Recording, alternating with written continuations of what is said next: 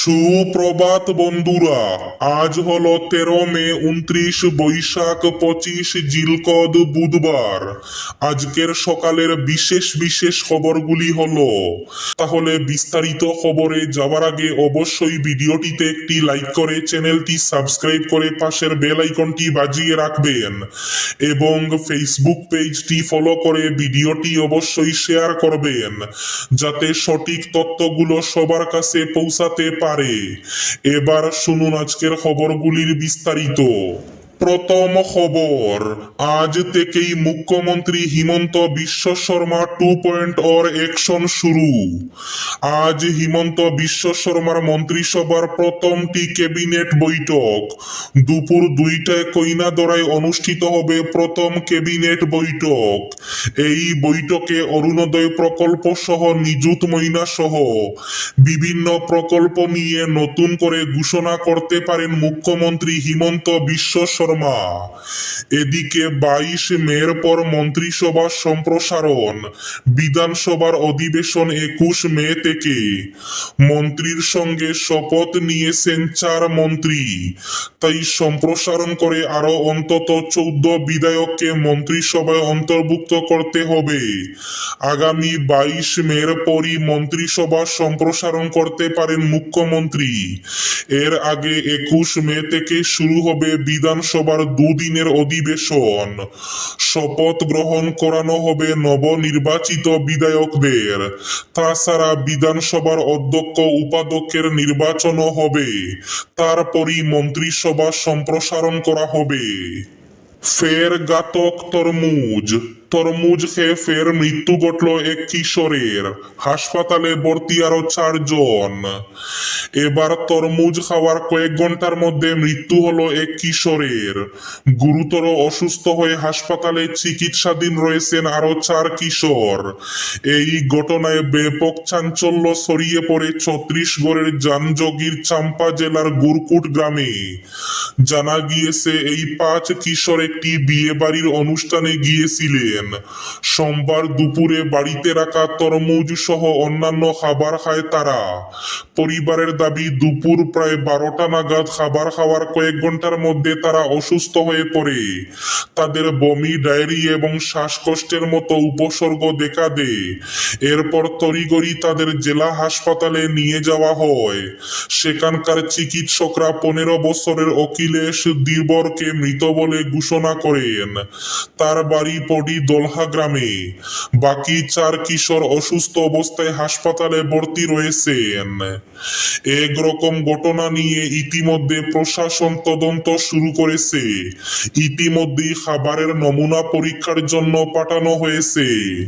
বুট কারচুপি, হাইলাকান্দিতে পুনর্নির্বাচনের দাবি রাহুল রায়ের।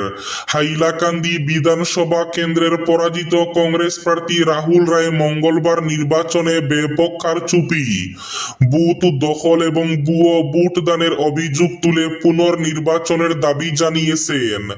বুট গণনার 9 দিন পর রাহুলের এই অভিযোগকে অনেকেই সহজভাবে নিতে পারেননি। হাইলাকান্দি জেলা কংগ্রেস ভবনে আয়োজিত এক সাংবাদিক সম্মেলনে রাহুল রায় অভিযোগ করেন, গোটা নির্বাচন প্রক্রিয়ায় সুষ্ঠুভাবে পরিচালিত হয়নি। বিশেষ করে বুটের দিন 9 এপ্রিল দুপুর 2টার পর 90টিরও বেশি বুট কেন্দ্রে বুথ দখলের ঘটনা ঘটেছে বলে দাবি করেন তিনি। তার অভিযোগ, একাধিক কেন্দ্রে গণহারে ভুয়ো বুট প্রদান করা হয়েছে। এ বিষয়ে তিনি প্রশাসনের কাছে লিখিত অভিযোগ দায়ের করেন এবং সংশ্লিষ্ট কেন্দ্রগুলির সিসিটিভি ফুটেজ পরীক্ষা করার দাবিও জানান। কিন্তু প্রশাসন কোনো পদক্ষেপ করেনি বলে অভিযোগ করেন তিনি। সাংবাদিকদের মুখোমুখি হয়ে রাহুল রায় আরো বলেন, ইভিএম মেশিন সহজে হ্যাক করা সম্ভব এবং হাইলাকান্দিতেও সেই ধরনের কারচুপি হয়েছে। তিনি বলেন, আমি এই পরাজয় মেনে নিচ্ছি না, নির্বাচন সুষ্ঠু হয়নি। তিনি আরো দাবি করেন, কইয়া বাগান এলাকার একটি বুট কেন্দ্রে ইভিএম মেশিনে তার নামের বোতামের উপর ব্ল্যাক টেপ লাগানো হয়েছিল।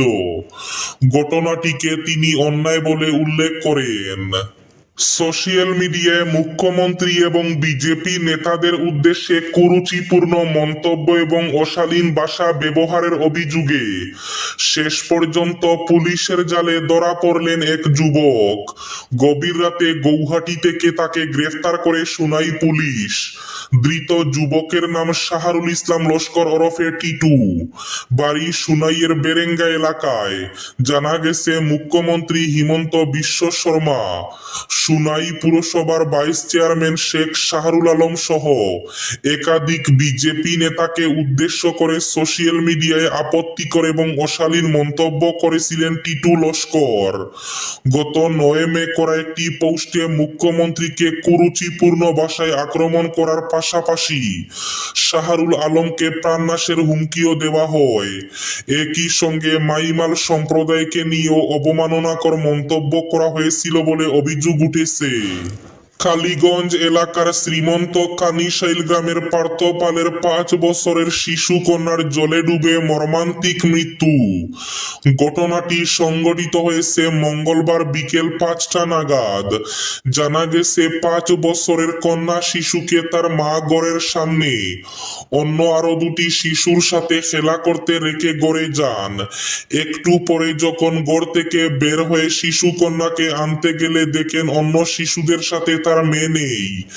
এদিক ওদিক খুঁজে কোথাও পাননি। পরে অন্য শিশুদের জিজ্ঞাসা করলে তারাও সঠিকভাবে উত্তর দিতে পারেনি। অবশেষে অনুমানের উপর ভিত্তি করে বাড়ির পাশে থাকা কচুয়া নদীর জলে নেমে খোঁজ করলে শিশু কন্যাকে অচেতন অবস্থায় পাওয়া যায়। সেখান থেকে শিশু কন্যাটিকে উদ্ধার করে তড়িঘড়ি কালীগঞ্জ হাসপাতালে নিয়ে আসা হয়, কিন্তু হাসপাতালের কর্তব্যরত চিকিৎসক শিশুকে মৃত বলে ঘোষণা করেন। খবর পেয়ে হাসপাতালে ছুটে আসে কালীগঞ্জ পুলিশ। এদিকে একমাত্র কন্যাকে হারিয়ে বাবা মা দুজনের অবস্থা খারাপ হয়ে গেছে। 10 বছরে 89 পরীক্ষার প্রশ্ন ফাঁস, শুরু রাজনীতির তরজা। প্রশ্নপত্র ফাঁসের জেরে নিট ইউজি পরীক্ষা বাতিল হতেই উত্তাল দেশ। আর এই ইস্যুতেই এবার নরেন্দ্র মোদী সরকারকে বেনজির আক্রমণ শানালেন কংগ্রেস নেতা রাহুল গান্ধী। তার সাফ দাবি, নিট এখন আর কোনো স্বচ্ছ পরীক্ষা নয়, বরং এটি একটি নিলাম কেন্দ্রে পরিণত হয়েছে।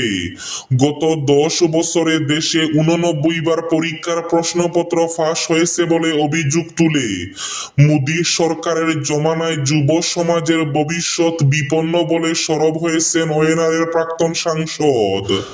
মামার বাড়িতে এসে স্নান করতে গিয়ে বৈদ্যুতিক মোটরে বিদ্যুৎ স্পৃষ্ট হয়ে মর্মান্তিক মৃত্যু ঘটল এক শিশুর। বিলাসীপাড়া থানার অন্তর্গত সগুনমারি চতুর্থ খণ্ড গ্রামে 7 বছর বয়সী একটি শিশু কন্যা স্নান করার সময় বিদ্যুৎ স্পৃষ্ট হয়ে মৃত্যু মুখে পড়ে। এই ঘটনায় স্বাভাবিকভাবে পরিবারটির সদস্যরা শোকে ভেঙে পড়েন।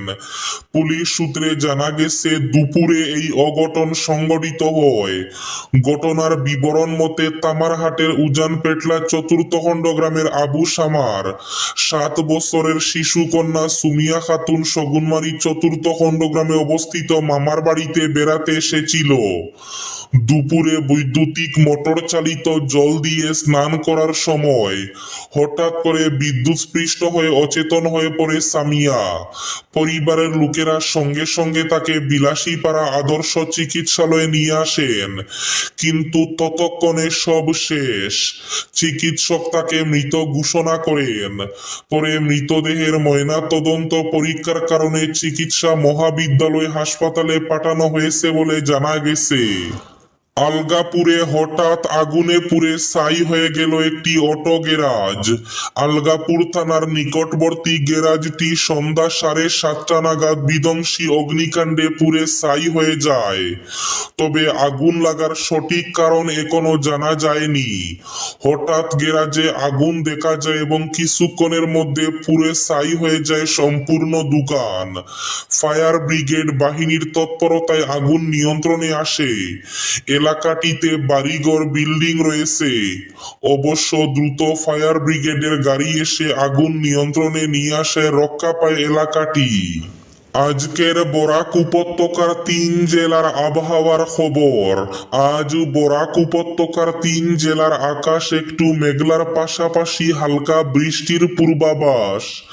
শিলচর কাছাড়ে আজ সর্বোচ্চ তাপমাত্রা থাকবে 32 ডিগ্রি সেলসিয়াস এবং সর্বনিম্ন তাপমাত্রা থাকবে 24 ডিগ্রি সেলসিয়াস।